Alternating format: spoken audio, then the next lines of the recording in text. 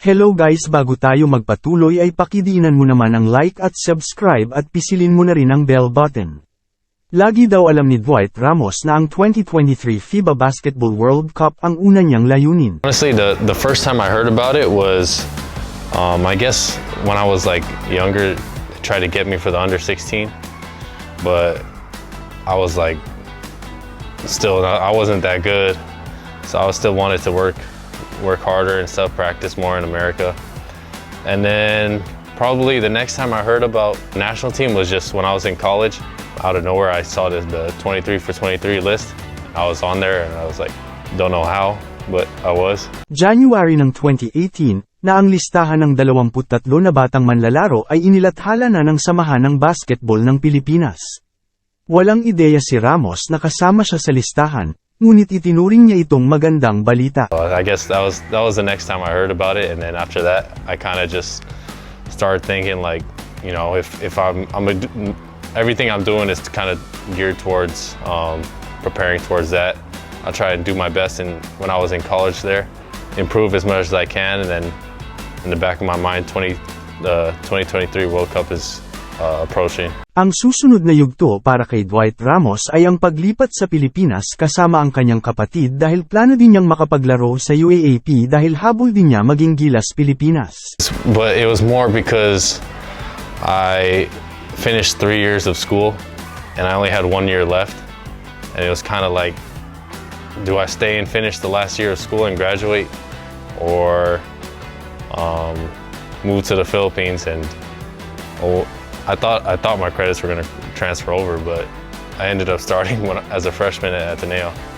So that was the biggest decision, and obviously leaving my family, my little sister, my parents, everybody was in America, and I kind of just see them like a couple times a year nowadays, and so those are probably the two hardest decisions I had there.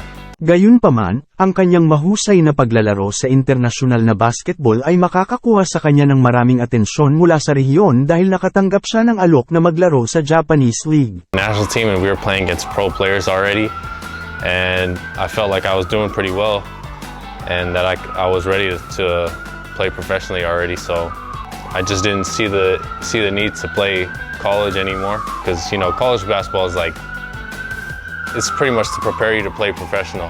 And so I felt like I was ready already, and that was kind of just the decision there. Ngayon ang isa pang batang manlalaro na si AJ Edo ay sumusunod sa kanyang mga yapak habang siya ay pumirma sa Team Grouse, kung saan naglaro din si Ramos noon. I talked to him, I told him the biggest thing is that you're gonna have a lot of time on your hands, so you gotta try and use the gym time, get the extra shots and stuff, get the weights in, and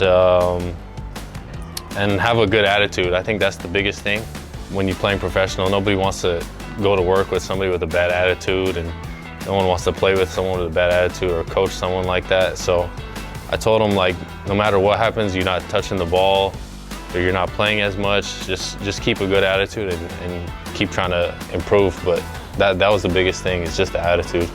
Para sa kompetisyon ng talented wingman, ito ay tungkol sa pagsubok sa kanyang sarili. To guard, you know, like when you play certain teams, you kind of just have to guard one-on-one, a little bit of help.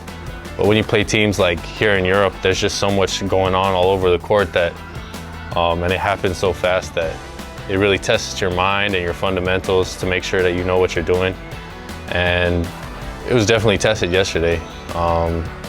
But it was the first time we played together in a long time, and so it's all right. It's all learning for us. At ngayon, nagkakaroon na ng pagkakataong gawin ito laban sa mga European team, at alam niya na ang mga ito ay magpapaganda lamang sa kanya sa pagsulong. The fact that we're starting 2 months before the actual World Cup, I think that's the biggest part, because it gives us time to work on the stuff that we need to improve on, and especially with all these games, it's just going to get exposed more if we don't work on it and improve. So just the fact that we started early, I think that's the biggest thing.